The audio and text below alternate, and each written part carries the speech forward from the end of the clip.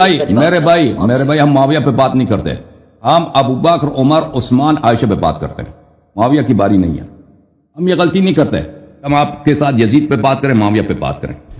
آپ آ جائیں ابو بکر پہ بات کرتے ہیں، عمر پہ بات کرتے ہیں، ٹھیک ہے نا؟ معاویہ کو ہم پیغمبر مانیں گے، معاویہ کو ہم ملک مانیں گے۔ تم آ جاؤ ابو بکر عمر کا ثابت کرو نا، ثابت کرو وہ چیز جو ہم کہتے ہیں اس کے پاس نہیں تھا، اس کو ثابت کرو۔ ابو بکر عمر پہ بات کرنا ہے چشتی صاحب تو بات کرو، ہم معاویہ پہ ٹائم ضائع نہیں کرتے۔ تم معاویہ کو حضرت کہو، تم معاویہ کو ملک کہو، فرشتہ کہو، ہم بھی کہیں گے لیکن ہم بات کریں گے ابو بکر عمر پر۔ معاویہ پہ ہم ٹائم ضائع نہیں کرتے، یزید پہ ٹائم ضائع نہیں کرتے۔ جب نبی صلی اللہ علیہ وآلہ وسلم ہجرت کے لیے جا رہے تھے تو راستے میں پہلے غار ثور کے اندر 3 دن کے لیے آپ رکے۔ میں نے اس غار کی زیارت بھی کی ہوئی ہے۔ اس پہاڑ پہ چڑھنا آج کے دور میں بھی، جبکہ کافی راستے بھی بنا دیے ہیں، سیڑھیاں بھی ہیں، 1.5 سے پونے 2 گھنٹے کی ایکٹیویٹی ہے ابھی بھی ایک جوان بندے کے لیے بھی۔ غار حرا تو آسانی سے آپ پہنچ جاتے ہیں، غار ثور تو اکثر لوگ جاتے ہی نہیں ہیں، وہ اتنا مشکل ہے۔ ایک دفعہ میں نے الحمدللہ وہاں پر سعادت حاصل کی ہے، تو اس واقعے کا ذکر تو ایون قرآن حکیم میں موجود ہے۔ سورہ التوبہ کی آیت نمبر 40 کے اندر اللہ تعالیٰ نے باقاعدہ اس واقعے کو کوٹ کیا ہے، جو اللہ تعالیٰ نے اسپیشل پروٹیکشن فرمائی تھی اپنے محبوب صلی اللہ علیہ وآلہ وسلم کی۔ اِلَّا تَنْصُرُوهُ، اگر تم نبی صلی اللہ علیہ وآلہ وسلم کی مدد نہیں کرو گے نا اے ان کے ساتھیوں، فَقَدْ نَصَرَهُ اللَّهُ إِذْ أَخْرَجَهُ الَّذِينَ كَفَرُوا، تو بے شک اللہ تعالیٰ تو ان کی مدد فرما چکا ہے جب کافروں نے ان کو وہاں سے نکلنے پر مجبور کیا اور نکال دیا مکے کی سرزمین سے۔ ثانی اثنین اذ ہما فی الغار، جبکہ وہ دو، یعنی اللہ کے محبوب صلی اللہ علیہ وآلہ وسلم اور سیدنا ابو بکر صدیق 2 تھے، اور ان دونوں میں سے دوسرا یعنی نبی علیہ السلام نے غار میں کہا اذ یقول لصاحبہ، اپنے ساتھی ابو بکر سے۔ اور یہ اس آیت کی تفسیر میں اہل تشیع اور اہل سنت کامن ہے کہ یہاں صاحبی سے مراد سیدنا ابو بکر ہیں، صرف ہماری تفسیر میں نہیں، ان کے ہاں بھی۔ لا تحزن ان اللہ معنا، مت گھبراؤ، غم نہ کھاؤ، بے شک اللہ ہمارے ساتھ ہے۔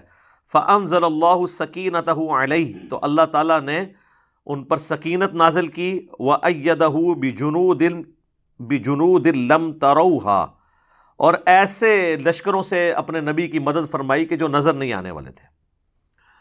تو یہ واقعہ کا ذکر موجود ہے اس کانٹیکسٹ میں، بخاری اور مسلم دونوں میں ایک حدیث موجود ہے کہ جب غار میں پناہ لی، غار ثور کے اندر سیدنا ابو بکر اللہ کے محبوب صلی اللہ علیہ وآلہ وسلم کے ساتھ تھے، تو سیدنا ابو بکر نے عرض کی، اے اللہ کے رسول، اگر یہ کافر اپنے قدموں کی سیدھ میں ہمیں دیکھ لیں تو وہ ہمیں پا لیں گے، یعنی ان کی ٹانگیں تو نظر آ رہی تھیں، وہ غار ذرا نیچے کر کے تھا، تو اگر وہ اپنے آپ کو جھکا کے قدموں کی سیدھ سے اندر دیکھیں غار میں تو ہم نظر آ جائیں گے۔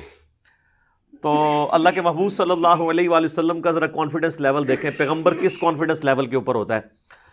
آپ صلی اللہ علیہ وآلہ وسلم نے فرمایا، اے ابو بکر، تمہارا ان دونوں کے بارے میں کیا خیال ہے جن کے ساتھ تیسرا ان کا رب ہے؟ ٹھیک ہے، تو یہ اسی کا ذکر سورہ توبہ میں آیا کہ وہ اپنے ساتھی کو تسلیاں دیتے تھے۔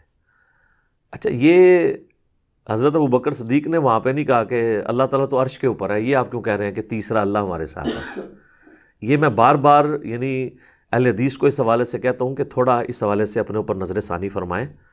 آپ استوا علی العرش کی ڈیٹیلز بھی اللہ پر چھوڑ دیں، اور اللہ کی جو انسانوں کے ساتھ معیت ہے اس کی ڈیٹیلز بھی اللہ کے سپرد کر دیں، اس کی تعویل نہ کریں، نہ آپ جہمیہ بنیں نہ مجسمہ بنیں، یہ معاملہ اللہ کے سپرد کریں۔ اللہ اپنے عرش پر مستوی ہے جیسا اس کی شان کے لائق ہے، وہ اپنے عرش پہ مستوی ہوتے ہوئے ہمارے ساتھ ہے۔ نحن اقرب الیہ من حبل الورید، وہ ہماری رگ جان سے بھی زیادہ قریب ہے جیسا کہ اس کی شان کے لائق ہے۔ سورۃ المجادلہ میں آیا نا کہ تم 3 نہیں ہوتے کہ چوتھا تمہارا رب تمہارے ساتھ ہوتا ہے، ٹھیک ہے جی، تم 5 نہیں ہوتے کہ چھٹا تمہارا رب تمہارے ساتھ ہوتا ہے، نہ اس سے کم نہ اس سے زیادہ، تم جہاں کہیں بھی ہو وہ تمہارے ساتھ ہوتا ہے۔ اور کس طریقے سے آپ کو سمجھایا جائے، بخاری اور مسلم دونوں میں حدیث ہے، اللہ کے محبوب صلی اللہ علیہ وآلہ وسلم اصحاب کے ساتھ جا رہے تھے تو اصحاب بلند آواز سے کوئی پڑھ رہا تھا اللہ اکبر، کوئی کہہ رہا تھا سبحان اللہ، کوئی پڑھ رہا تھا لا الہ الا اللہ اونچی آواز میں، تو آپ نے فرمایا کہ تم کسی بہرے اور غائب کو نہیں سنا رہے۔ تو اس کا الٹ کیا ہوگا کہ اللہ سننے والا ہے اور غائب نہیں ہے، وہاں پر ہے جیسا کہ اس کی شان کے لائق ہے۔ اور پھر آپ نے مزید وہم نکالا کہ تمہارا رب تمہاری سواری کی گردن سے بھی زیادہ تمہارے قریب ہے۔ جب انسان اونٹ پہ بیٹھا ہو تو اس کی کوہان اور گردن قریب ہوتی ہے نا، اس سے زیادہ تمہارے قریب ہے جیسا کہ اس کی شان کے لائق ہے۔ اور پھر آپ نے کہا کہ مجھے اللہ تعالیٰ نے جنت کے خزانوں میں سے ایک خزانہ دیا ہے، وہ میں تمہیں تعلیم کر دیتا ہوں، لا حول ولا قوت الا باللہ، نہیں ہے طاقت گناہوں سے بچنے کی اور نہ ہے توفیق یا ہمت نیکی کے کام کرنے کی مگر اس کی توفیق سے، اس کی دی ہوئی طاقت سے۔ خیر یہ میں نے ضمناً بات کی۔